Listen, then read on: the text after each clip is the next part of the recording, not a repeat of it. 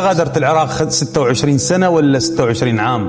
أنا غادرت العراق بالضبط 27 سنة وليس عام، وهذا يعني يدلل على ثقافتك الواسعة، لأن هناك فرق كبير بين السنة والعام كما ورد في القرآن الكريم. يعني السنة هي الأشياء السوء، هو 7 سنوات عجاف، ولبث في قومه 1000 سنة إلا 50 عاما.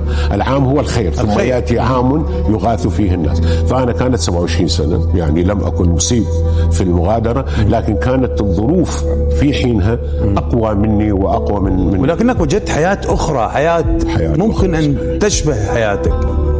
لا تشبه حياتي، لا حياة أخرى، لكن أنت تتآلف معها، تتكيف معها. يعني أنت لست عصيا على الطبيعة. هو شوف أنت يعني كل ما تكون ثقافتك واسعة، كل ما تكون تفهم الحياة وتكون متواضع. يعني كل ما نشوف الأشجار المحملة دائما منحنية، فلما تكون متواضعة هي صح يضربوها بحجارة هواية، يعني الشجرة غير مثمرة ما حد يضربها بحجارة.